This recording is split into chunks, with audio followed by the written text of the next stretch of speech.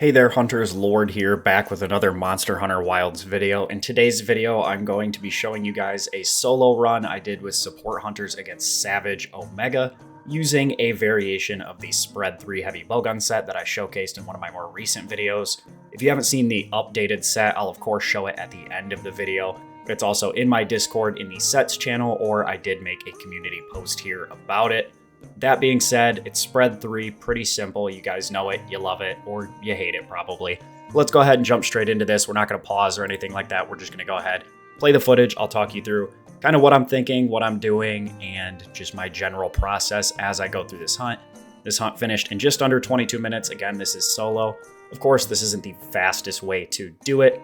There's tons of ways. If you're playing 4-player with friends, you can run it to clear it really quickly. You saw the TDS video already, I'm sure. But I figured if you are having trouble with randoms or you don't have a consistent 4-stack to play with, then the solo option with support hunters is probably your next best bet. So this is fairly repeatable. I've been able to do it about 5 or 6 times in a row now between 24 and 25 minutes. This was my first successful one where I didn't cart and I was able to do it in under 22 minutes. So if you need to get those Savage Omega 2.0 tickets, and again, you're having trouble with randoms and you don't have a group that you can play with consistently, then this is the video for you. Let's go ahead and jump straight into it. So up first is Area 1. Area 1's pretty straightforward. You don't have to deal a ton of damage. I think it's somewhere around the realm of 15,000 damage to transfer him over. I always like to open up this portion of the fight with the Pictomancer skill.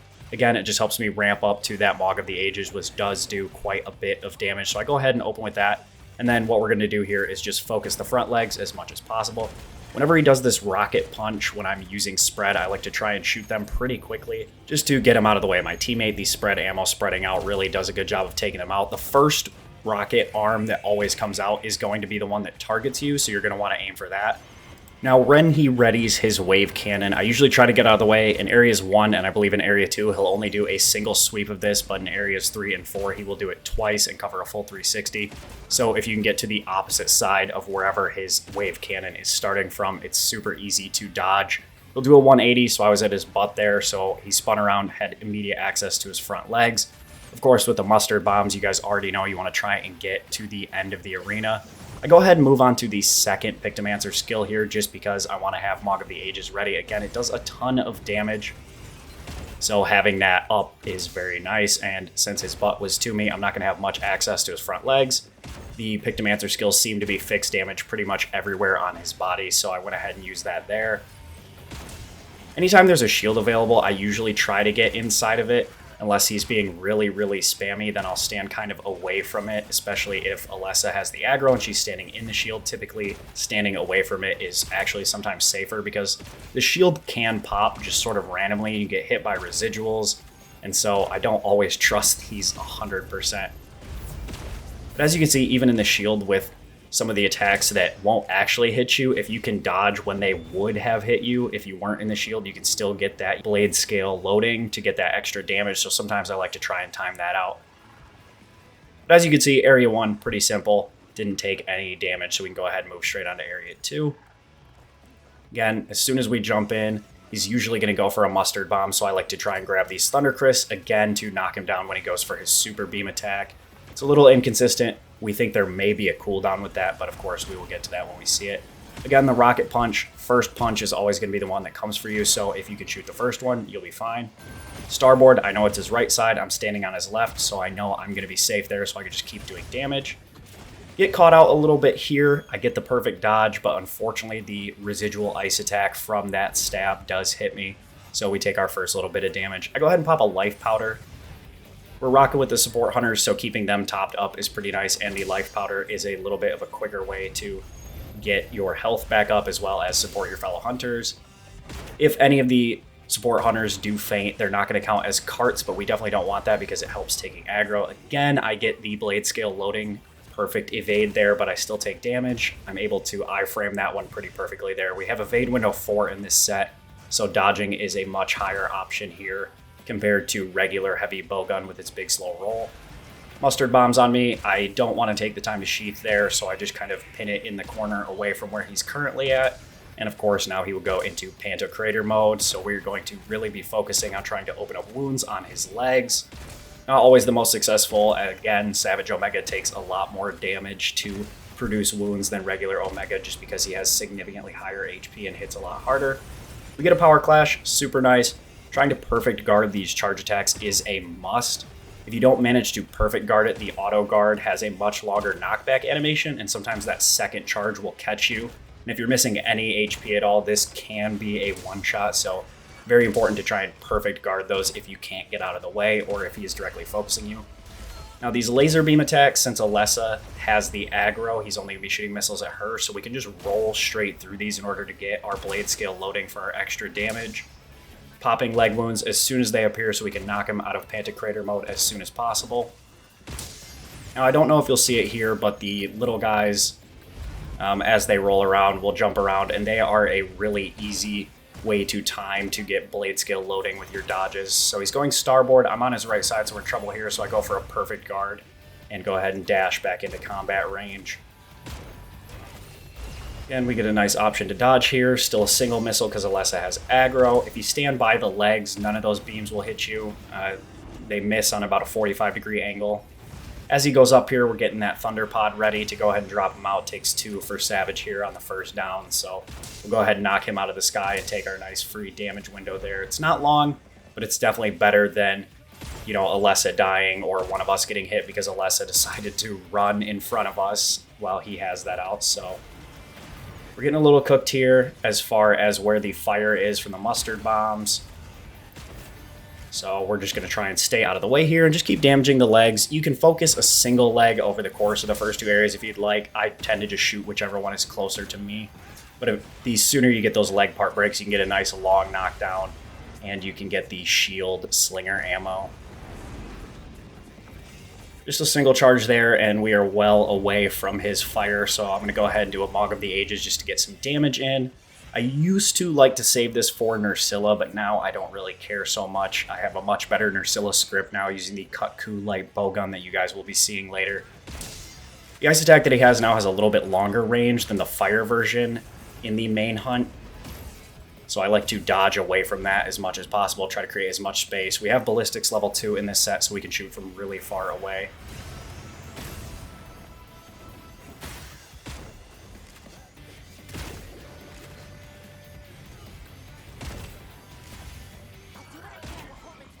Alessa's got the Enmity again, which does stink a little bit because we would like to get him over those boulder drops much earlier in order to get the damage from those and the extended knockdowns. But we're just going to keep popping leg wounds, trying to dodge when we can, knock him out of Pantocrator mode, which is very nice. So we can just go ahead and have this nice long opening to just go ham. Again, I'm not targeting any leg in particular, but you're more than welcome to if you want to go for a specific leg and try and break it early. I like to try and get the part breaks around areas 3 and 4, so I just target whichever front leg is closest to me if I can. Another really important tip for this one is try to be conscientious of where Kai, the Hunting Horn support hunter, is at. His Echo Bubbles give you attack and affinity up, so especially when we don't have latent power up, it's very nice to have him around in order to get our affinity up, so more of our attacks are critting. We do get focus there, so we try to get out of the way. Unfortunately, Heavy Bowgun's focus strike is really slow, so we're not able to get that there. Now with the starboard cannon being on his right, we're on his right, we're stuck there, stuck up against the wall. I went ahead and just did a Superman dive. We have Quick Sheet 3 with this set, so no real need to worry about that. Although sometimes I am just generally lazy. You'll see especially in some stages later in the fight during his MRV missile spam. I just use the evade extender that we have on this set, and we do have quite a bit to just move out of the way without ever having to sheath, even though we do have Quick Sheath 3. So now I'm trying to get his aggro because he has not gone anywhere near the boulder drop, so I'm really shooting his head. I notice Alessa is a little bit out of combat, so this is my chance to go ahead and really grab that aggro. Again, shooting those rocket punches is paramount because you don't have to worry about it. So we get his aggro, we dodge the little guy, dodge him again, and we'll just go ahead and move this way. We see his missile, and then as I look down here, I see him waddling towards me, so I go ahead and bring this down because I know he's going to be following me. And so that way it'll hit him right as he gets to me. No chance to attack. We have our blade scale loading shots, so we get a super nice DPS window there. The bottom mini-map goes from red to white, so we know he's switching areas, so I just go ahead and hop straight on my Sacred and wait right by the entrance to Area 3.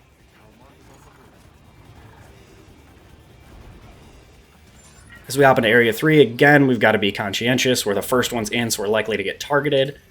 He charged right under this boulder. These are great for damage. Go ahead and do the next level of the or the first level, rather, of the Pictomancer skill, just for some free damage there while I'm running around. He goes for some missile spam. Larboard, it's going to come off his left, so I just try to create some space here, so that way I don't have to Superman dive or anything like that. You could definitely sit on your Sacred. I kind of forget from time to time that I can just hop on my Sacred and get away from these things, so again, the evade extender and evade window are super nice here. We're going to go ahead and evade window through that once again to get our blade skill loading. You can see our damage is much, much higher. We see these coming out. Now, what I will say is try not to waste your blade skill loading shots on these rocket punches. We want to avoid that if at all possible. Another power clash here. Again, going for perfect guards on that charge attack is very, very important.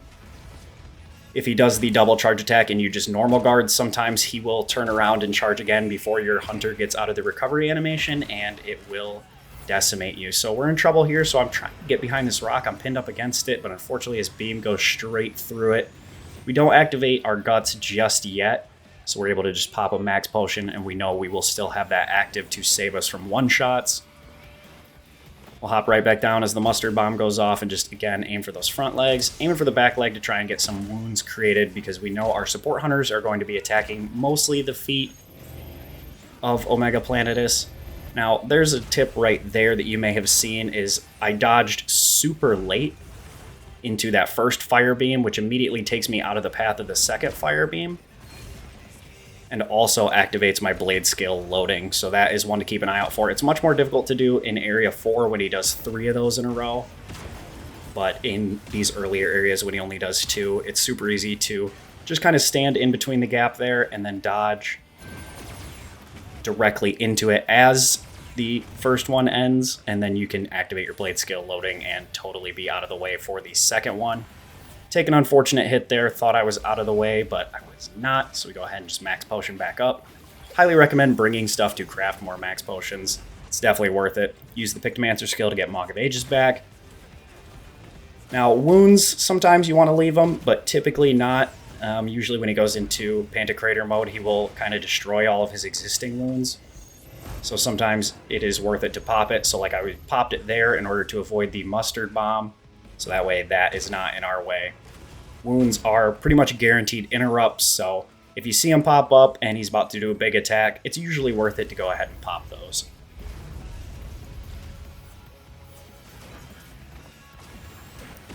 Unfortunately, he's kind of on the ledge here, so I'm able to get off some good shots early, but as he wiggles around, you're going to see me missing a lot of shots here, or a lot of portions of the shot. Right there, we only hit 2. Right there, we completely whiff, because he's kind of going up and down, up and down. And so now, as he switches to charge up his ult and bring in Nerscylla, we switch to the Yuncut Kubo gun. This has paralysis ammo and rapid fire. I like to stand in this corner over here, hit him with the Monk of Ages, and we go ahead and activate this Morble. You can see this little orange cloud is about to happen, and so Nerscylla will always charge at us. So if we can time that perfectly, Nerscylla will immediately get paralyzed. I always throw on Rocksteady here just to not have to worry about the micro Omegas or the Cactuars flinching us. Use my flaming ammo there for the opening, switch to my para. All we got to do is hit him 3 times, and then we can switch right back to our flaming ammo and just go ham. As you'll see, this Nerscylla does not get much of a chance to move since we have Olivia and Kai dealing KO damage. I do believe right after this he gets KO'd. But just in case he goes for his super spammy AoE laser explosion attack, I get inside this shield. And then we just go ahead and unload now that our rapid fire is up. We're not going to need the fire ammo for anything else. So we'll go ahead and use it. And boom, Nerscylla's dead. We really didn't have to worry about that at all. We'll go ahead and swap back to our heavy bowgun. And then jump down, rebuff, and just get ready for bringing down the boulder drop on top of him after he does his ult. I like to hop into my crafting list here and go ahead and craft my max potions and my Dust of Life, so that way I don't have to do those during combat. Go ahead and grab the Crumbling Ice Wall, pull it down on him, big damage, 3100, so now we get a nice extended knockdown. I think it's about 8 seconds before he'll start to attack again, so you can go ahead and just shoot the legs that are closest to you, go ham. It's a very nice knockdown. You don't want to miss it. It is pretty much free after he does his ult, so make sure you are ready to do that because you don't want to miss that.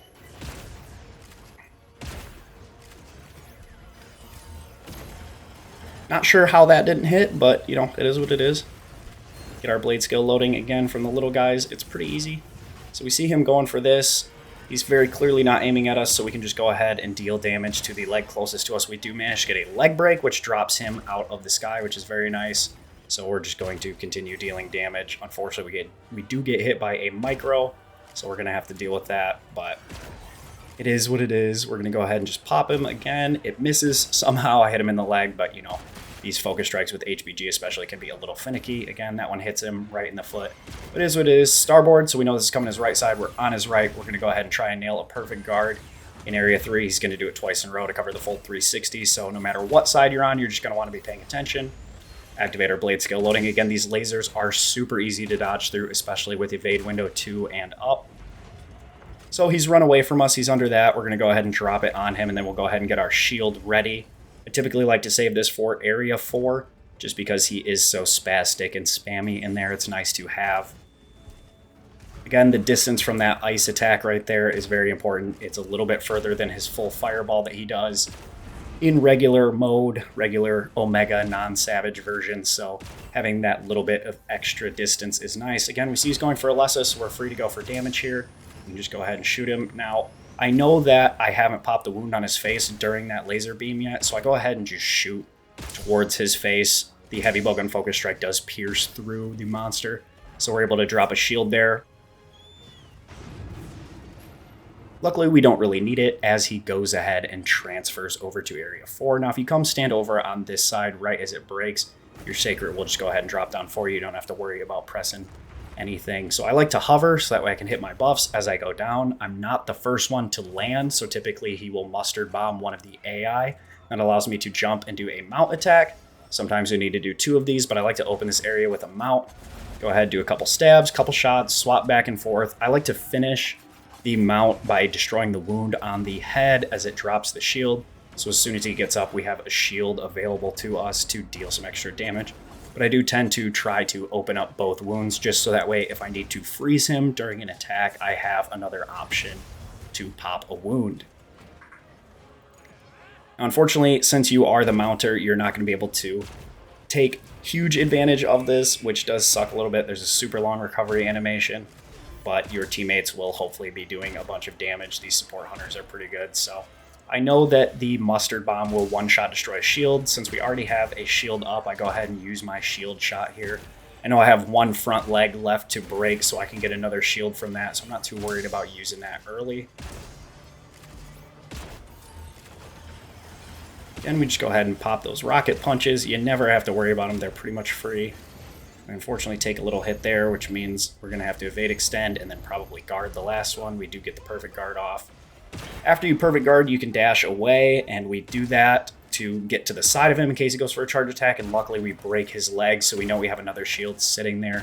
So we're just going to go ahead and take advantage of this down by shooting him in the kneecaps. We use a wound to freeze him up, and then while that's happening, I'll go ahead and pick up the next shield generator slinger ammo. Try to drop this one on him. Honestly, not sure if it hits or not. But we pop this down because we don't have one already, and the ice attack's about to happen, and I'm not confident I'm going to be able to get away. So we pop the shield down. Works out nicely as Alessa gets a power clash, so we can go ahead and pop another wound to try and get him out of Pantocrator mode. Now, I think on this one, we don't manage to get him out before he does his little baby rage attack. But at this point, both front legs are broken. We have no more shield generators, so we're just going to be focusing on 1, staying alive, and 2, shooting him in the legs, of course. So again, as you can see, I'm kind of standing 45 degrees off his leg. Alessa has the enmity, so we only have to worry about 1 missile at a time. So as long as we're not too close to her, we can just dodge those pretty easily. And we actually do stop Pantocrator mode here. I think sometime in this area he does do his little baby rage attack while in Pantocrator mode. But we get a nice extended knockdown here to deal a bunch of damage. We're staying as close to Kai as we can while still being able to shoot the front legs, so that way we can get that attack and affinity boost for as much crit and as much damage as possible while still having pretty good survivability on our weapon decorations. So again, we see him going for a spam attack. We've got a wound. We'll go ahead and pop that to interrupt that spam attack. The triple fire is pretty annoying. Alessa has lost aggro, so now we have to deal with quite a few of these missiles every time he shoots them. But again, with the evade extender that we have, we were able to get away from those pretty easily. Charge here, so again, we're going to go for perfect guards since he's going to charge a bunch. Unfortunately, do get caught there, but we're able to turn around and get off a perfect guard. That won't always happen. All right, we see him going up. He's aiming for us, clearly, so we're going to just get out of the way. We're going to grab the Thunder Crisp, but we're a little too late, so I do waste a shot there, but...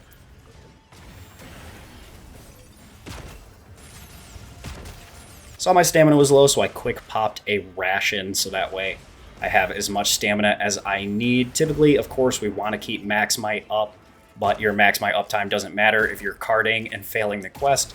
So for me, having that extra stamina, just in case I need to spam roll away from the MRV missile spam, that's worth it for me. And of course, now nobody has aggro, so we have a ton of these, so we can only dodge in so many directions before we are in trouble. But luckily, with Evade Extender, dodge once, and we can just kind of walk out of the way.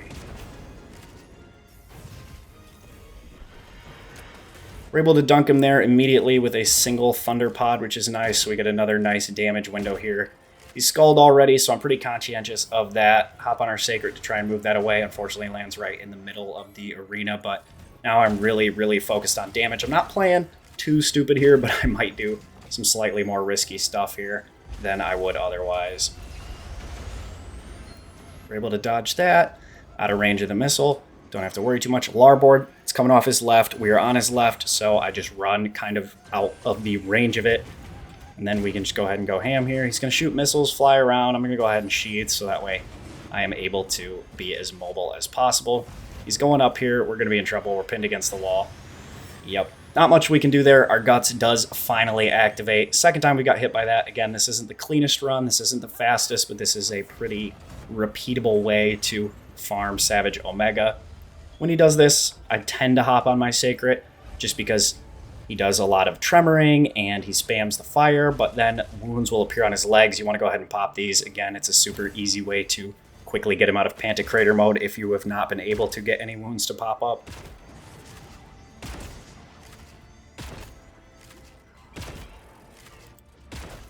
More damage to the legs. Again, we've already broke them. Not much we can do here, so we don't want to shoot those back legs. It's going to be low damage. We're probably not going to be able to break those back legs with the damage that we're doing. So just focusing these front legs, going for damage. And again, Alessa, the GOAT support hunter, does have enmity, so we only have to worry about the one missile there. He's going up here. I know there was a wound on his front right leg, so I try to snipe it, but unfortunately we're not able to get it. We're also not able to dunk him out of this. So there's that wound. We'll go ahead and pop that so he doesn't do his charge attack. Give our support hunters a chance to breathe there. And then again, we're just going ham on those front legs. Another mustard bomb. I get a little greedy there, of course, because I know that he's nearing death. I try and fail multiple times to drop this because I think his leg might have been in the right position. And not quite, but we do kill a bunch of the little guys. And then there he goes. That is Savage Omega. Now I did eat for the Carver and Tumbler skill, so I have Evade Window 4, and I have the extended iframes from Tumbler, as well as some extra carves, so that way I can try to get as many Omega nodules as possible. Of course, I'm not able to carve one, but if you stick around for the rewards, you'll see I got extremely lucky. I'm sure you guys will be jealous. I promise I'm not posting this as a flex. It just happened to be the one run I recorded. I happened to get some pretty juicy rewards. We'll go ahead and go over the set here.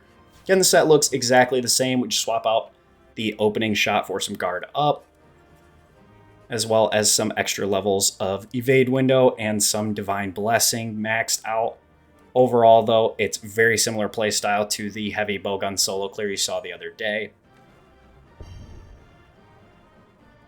So there you go, 2151, and we got 2 Omega nodules, which is insane, by the way. It's like I know it's a 2% and a 3%. I forget which one's the carve and which one's the drop rate, but getting 2 of those is pretty crazy. We don't get anything too great to write home about as far as the charms go.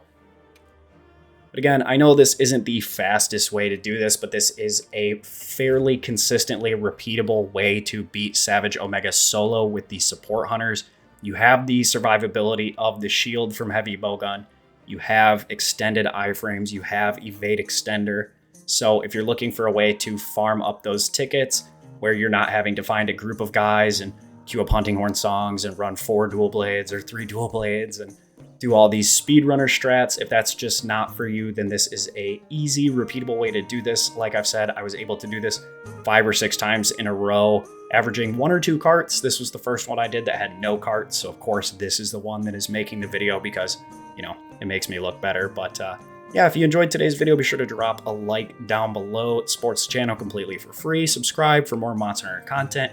I wish you guys all the best of luck out there and happy hunting.